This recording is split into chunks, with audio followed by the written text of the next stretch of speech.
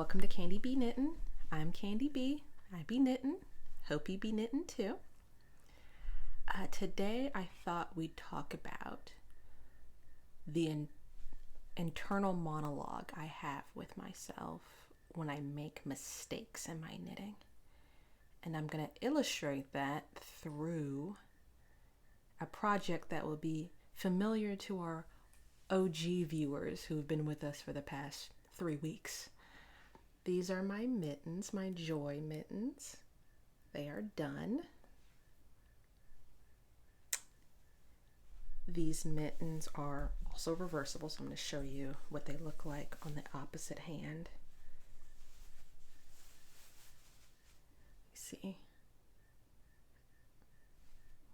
It's got this antler cable detail that can either go up the middle of your palm or up the side of your palm.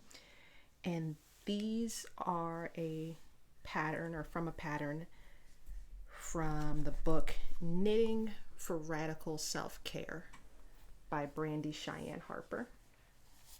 And I'm not going to go into too much detail about the book because I do want to do videos where I do book reviews of the different books I have in my collection. But I am going to talk specifically about the pattern and what happened while I was trying to make the pattern.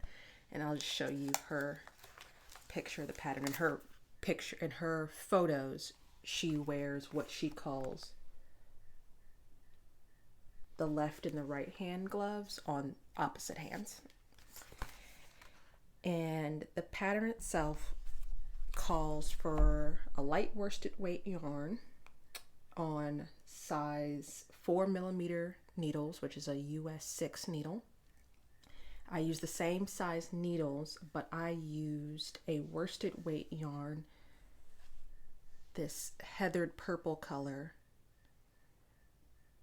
which is Highland by Harrisville. It's a US virgin wool, so it's non-superwash. And then I held it double with soft silk mohair by Knitting for Olive. And the Knitting for Olive, this is Dusty Violet. And then this yarn here is, what color is it? It is called, oh, I don't have the color written down.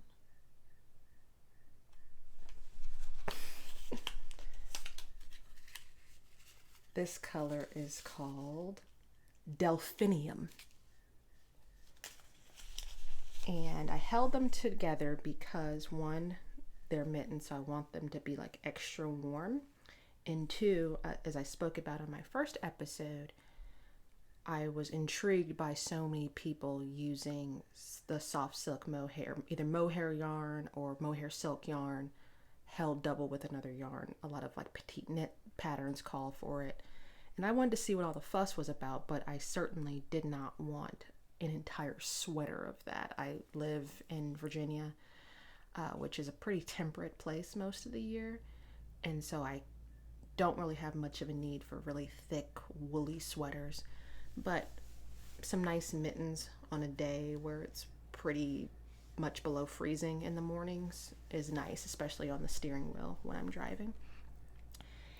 And I really enjoyed the pattern. I really wanted something kind of special because I lost my long-standing pair of fingerless mitts I wore for winters and winters last year. And so I was like, oh, this is my opportunity to knit a pair of gloves. And so I did. And now I have kind of like a special 100% wool pair of gloves for myself. I enjoyed the pattern. It was my first time doing cables. And the book itself is not just patterns, but it teaches you how to knit too. So there's tutorials inside the book that take you through step by step what you need to do. So the pattern was very straightforward. I would certainly recommend it for a first time cable knitter. And I liked the fact that she has everything laid out on double pointed needles or DPNs, because that's my preferred way to knit in the round. And there's certain parts where, you know, you're counting the stitches on your cable and having them divided on two DPNs rather than just going in a circle and magic loop made it a lot clearer to me what the pattern was doing and what was going on. Took me about 3 weekends to knit the first mitten. You start at the bottom, then you do the thumb gusset, then you go all the way to the top. And it just took me a minute because I really wanted to make sure I was doing it right, following the pattern. Also, knitting at such a tight gauge with such thick yarn is really rough on the hands, so I wanted to take my time and rest in between rounds. I did everything to pattern except for, obviously, I chose a thicker yarn. And she has at the very end, the thing I love the most about this pattern is like it has a lot of what I would call commercial level finishing. Like the thumb gusset is done with these make left one, make left right increases and decreases that I think are very kind of, I guess, sophisticated looking, for lack of a better word. I don't know if you can see that just because the yarn is super duper fuzzy. It's got the halo of the mohair. And she's got this nice ribbing detail on the mitt of the glove. Obviously, you can switch hands with them. It's really lovely. And at the very during the pattern, she has you do what's called a crochet seam, which she does a good job of explaining inside the pattern. And there's a tutorial inside the book where basically you use a crochet hook to create a faux seam. I've also seen it called. And you go up and you pick up stitches in a column of stitches, and you just tighten up everything. And I did not do that. I see the purpose of it. The purpose of it is just pull everything in because everything widens with the cable. But it wasn't very fun to do. And I like to have fun when I knit. And so going in to these really tight fuzzy stitches with a crochet hook wasn't my idea of a good time. And I could tell it would delay me on the project if there was a part of it that I did not enjoy very much. And the other thing I changed is in the original pattern, the mitten stops here, right at the wrist, right before where I have ribbing. And in the pattern, you use a crochet hook to create a little crochet detail, which I'm fine doing. I'm not a proficient crocheter by any stretch, but I could have followed the instructions for that. But I really wanted the ribbing because, one, I feel like because of the size of the mitt, because of the proportions of my body, the ribbing just brings a little bit of balance to it because you have this pretty short cuff and then you have this big hand here, and I just felt like that just made it a nicer finishing touch for my proportions. And two, these are supposed to be functional mittens, and my least favorite thing in the world is in the wintertime, I put on my gloves, then I put on my coat, and probably my favorite length is like a nice bracelet length as far as a sweater or a coat would go, and then you have like a gap where the cold wind and the cold air can get up into your coat, and so that's not something I was really looking forward to. So I wanted to make sure, beyond a shadow of a doubt, when I put on a sweater or a coat with these, that I would have that nice cinched in area where no cold air could get into. I started off, because these yarns were a gift to me from someone on Instagram. And so I started off with, they had sent me a couple of partial skeins that I didn't weigh, unfortunately. So I used both partial skeins of the mohair and the wool, and then I had to dip into the second skeins. And so you can see here, I pretty much, this is a 25 gram skein is what this put up is. This is a 100 gram skein, and I have about 23 grams left of this and 93 grams left of this. So probably if I had started with a full skein, followed the pattern, I would have used one skein each of those things, in case you were thinking of making it for yourself. Now, let's get into the topic of today's video and what happened with these gloves. So like I said, it took me about 3 weekends. I would pull out these gloves, do like a repeat, a couple of repeats maybe on the left glove. That's where I started. And I was like, wow. And you heard me on the first episode. I was like, cables are a lot easier than I thought. And I'm just rocking and rolling with this. And I am not one to get second sock or second sleeve syndrome where I finish one thing and I'm hesitant to move on to the next thing. After I finished the first one, I was like, that was so easy. The hardest part to me on the first one wasn't figuring out the cables. It was there's a reverse stockinette situation where this large ribbing is happening where I would forget if I was knitting or purling, and I found mistakes there a couple of times. But I finished the first glove and I should have knocked on wood because I thought to myself, oh, I know for sure as soon as I cast off, I'm going to discover a huge mistake in the cabling. And I didn't. And I was like, oh, wow. So I was just like, well, I've retained all this information. Let me just start on the second one so it's fresh in my brain. And that's why I like to start on my second sock, my second sleeve immediately, because it usually goes by faster than the first. And all I have to do is repeat what I did on the first one. So probably instead of 3 weekends, it probably took me 2 weekends to do the second one, cast it off. And what I did was I did the body of each first, and then I left the thumbs for last because I knew the thumbs were going to be like no biggie. So I had two mittens, no thumbs, ready for thumbs, went to sleep Saturday morning, posted on my Instagram stories, oh, I finished my second mitten. I just got to do my thumbs tomorrow.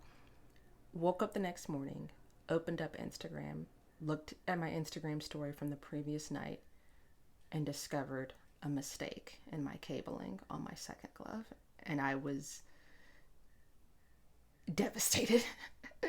I could not believe I had knitted the whole thing, looked at it, took in a picture of it, posted it to Instagram, and did not realize that I had missed a cable crossing. So it almost looked like a branch of this antler was like coming out of the glove. And I was like, gosh, darn it, and it might sound dramatic, but that's the reason I'm doing these YouTube videos, because like, yes, it's just knitting. Yes, it's just a mitten, but I know there's someone out there that can just relate to that. I literally felt like crying. And so in that moment, these two entities came to speak to me. And I won't call one an angel and I won't call one a devil because there's no moral judgment on any position. But let's just say I have a Candy B and a Candy A that live inside me. And Candy B was just like, it's a mitten. Get over it. Just leave it. No one's going to notice. Who cares? It's going to be, 14 degrees Fahrenheit outside. You're going to be going out to warm up your car, get the ice off your car. You just need something to keep your hands warm.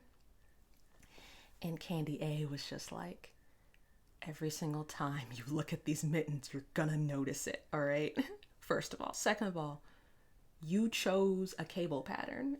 If you wanted just plain mittens, you would have picked plain mittens. There has to be some reason that you chose cabling. And it's probably because you wanted the look of that glove and you wanted to learn to do cables properly. So you have not really succeeded at your goals, And I was just like, damn. And I'm like, well, I've got some options. And my first inkling was just to start the whole thing over again, because I was just like, I don't feel like frogging this mohair. Because the yarn is just these yarns, when you hold mohair with a non-superwash wool, it's like Velcro almost, and I'm just like, I don't want to do that. So I was just like, maybe I'll just make a whole nother mitten, and I'll have a third mitten for my tail. I don't know, but I was just like, I'll just start over again because I just can't even imagine ripping out all of this hard work. And then Candy B's like, okay, if we're gonna go that far, then you guys need to chill a minute. Why don't you just, there has to be a way to fix it. And a philosophy I've discovered when it comes to ripping things back or frogging things, as knitters say, or crocheters also say, you can always go back and fix your mistakes. And the only thing you've lost is that time it took you to figure it out. So let's say I dropped all the stitches, went back and fixed the cable, and it worked. then I've dropped down my stitches, fixed the cable, and it's perfect. It's great. But if I drop down, fix the stitches, drop down and attempt to fix the stitches, and I make a mistake and I make things worse, then I rip out the yarn. I was gonna rip out the yarn anyway, so all it was an exercise to see if I could fix cables. And I'm going back and forth, I'm hemming and hawing. I show my husband the mitten. He's pointing out all the things that aren't the mistake that I'm looking at. And I'm just like, you know what? The best thing for me to do right now is to put this in a bag and just set it aside and not look at it for a while because I'm tripping. And ultimately, I usually make the worst decisions when I'm in that mode of like, I'll just rip it out or I'll start. I've done that before where I've ripped out entire projects where maybe I could have fixed things or the mistake wasn't that bad or I've made things worse, or I haven't fixed a mistake and I'm like, I'll just keep going and it'll work itself out. Spoiler alert, it never just works itself out. It always ends up bothering me more and then I have to rip back what I already did. And so I was like, I'll just put it in a bag and just wait. And so that was the morning. Sunday evening, let's say someone by the name of Candy C showed up. And Candy C is just like, hey, right now we're sitting here knitting on this garter stitch, infinite garter stitch project I'm working on. I'm working on a parachute by Stephen West. And I was working the garter stitch in the round. And I'm just like, I'm kind of bored. And I'm thinking to myself, what else you got to knit? Because we've been doing this for a while. And I'm like, the only thing I got is those mittens, and I really don't feel like dealing with those right now. I have to figure out how to fix these cables. And Candy C is just like, bruh, just go on YouTube and watch a video. Like there's gotta be a video out there. Just look at the video, and the video will tell you whether or not you want to do that or not. And so I was like, cool. I think Candy C was the best person to show up at this moment. So I'll pull out my phone, YouTube, cable mistakes knitting, and come by a few videos. It always takes me a while because videos are not my favorite way to learn, but in this instance, I really need to see someone else do the thing I'm looking for. And the second or third video down was a winner, Roxanne Richardson. If you don't know her, look her up. She makes great tutorial videos, and I knew that it was a great tutorial video because I played the video and she immediately starts dropping down rows, and which is like literally not undoing and pulling out, but just dropping stitches. And she drops like maybe 12 rows of stitches and then gets them all back up on the needles, and she made it look so easy. And I was just like, that's all and it's if you fix stockinette, that was my big hang up, because I know how to drop down and fix stockinette, but I was like, how do you cross the cables? And she shows you. I'm not going to show you, I'm going to link the video below because she does a phenomenal job of walking you through it, but she uses double point needles, which I was like, okay, thank God. And all you do is just cross them. You literally just knit the rows that are sectioned off, that are dropped down. And so what I did do is I undid the top of the glove because that's where all the decreases are. And I was just like, I don't think my brain can bring up the decreases, but I think I can handle it once I get down to the regular stitching. And I put the stitches back onto a DPN. The only thing that happened was there's a pearl stitch that goes down the side of the glove that got loosened up, so I just had to figure out everything. And she makes a really great suggestion of using either a stitch marker. I use safety pins to kind of cinch all your rows together so they don't get twisted up. And the next day, Monday, was Labor Day, and US Labor Day, and so I had the day off from work, and I just woke up that morning. I just went to town, fixed it, and it's pretty darn seamless. I really cannot tell that this is the mitten I had issues with. One thing she does talk about in the video is because you're knitting across, but you have a very short circumference that you're working with, and so it ends up half of your stitches are very tight, and then you get to the end of the row and the last stitch is very loose. And at first I was going through and kind of fixing my stitches as I went, but like I said, with this yarn, it's so fuzzy that it kind of just fell into place. I really didn't have to do that much zhuzhing, and then I've actually blocked the mitten since then. So there's maybe a slight difference in tension between the two mittens. The left one is definitely tighter in the cable area than the right one, but I would rather work with a tension issue than there just be straight up errors in my knitting. Because what's going to happen is my hands are relatively the same size, so eventually those gloves are going to end up either on opposite hands getting stretched out. I'm going to drive with them and move around, so they're going to kind of move and groove with what my needs are, and I'm going to wash them and reblock them as I wear them. And so all of that will kind of, blocking fixes tension issues. Blocking does not fix mistakes in your knitting. And so I'm not too upset about that. And you really cannot tell with the fabric that the mohair creates. And that's something else I noticed: when the mohair blocks out, it really blooms in the wash, so you really get that fuzzy effect after you wash it. So, and the other thing too was I knit continental. No, I knit English style. I hold my yarn in my right hand. I always get these two things mixed up. I knit with my right hand. I hold my yarn in my right hand. And she suggests in the tutorial you do it continental, but I had to kind of, it took a lot of work to keep from twisting my stitches. I'll just put it to you that way. And so I had to figure out how that was going to work for me.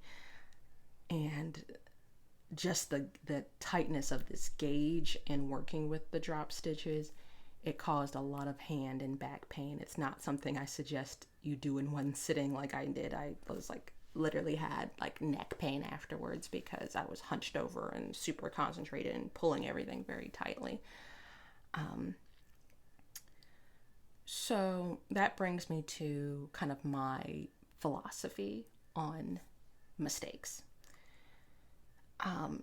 When I first started knitting, I never fixed anything. I would knit things and I would just kind of make them work, because I knew for myself that if I started hemming and hawing and making everything perfect, I wouldn't keep knitting. Like, I wanted to learn enough knitting that I knew if I liked it or not, but if I got hung up on everything being perfect, I wouldn't progress. And so I just wanted to make as many things as I could, as fast as I could, to see some sort of progress. And that's where a lot of my motivation came from. Then as I became a more advanced knitter, proper technique became more important to me.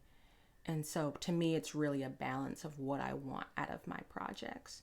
For this, the purpose of this project was to learn to do cables and to have a pair of mittens. I made the pair of mittens, but I don't know if I can say that I mastered cables if I don't know how to fix mistakes in cables. And so the fact that I did have a mistake was actually kind of a blessing, because it gave me the opportunity. It wasn't just beginner's luck. Like, now I feel like, oh, I passed cables 101. I knitted a project that had cables. I fixed a cable, and, check.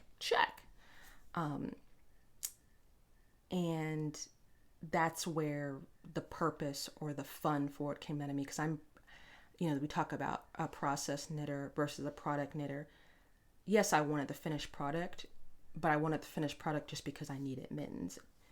I chose the process based on the fact that I wanted to learn a certain skill set, because I could have made myself fingerless mitts. I could have made myself tin can knits, world's simplest mitts. But I was just like, hey, I want to use this type of yarn and see what the hype is about with that yarn. I want to do this technique. I did find because I talked earlier about the reverse stockinette tripping me up. I did find like a dropped stitch literally after I finished knitting the right mitt, fixed up everything, started weaving in my ends, I found a drop stitch.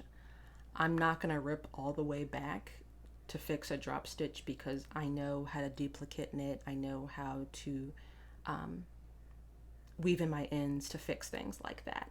And so that's a different skill set. It's like it's a marrying of all these different skill sets with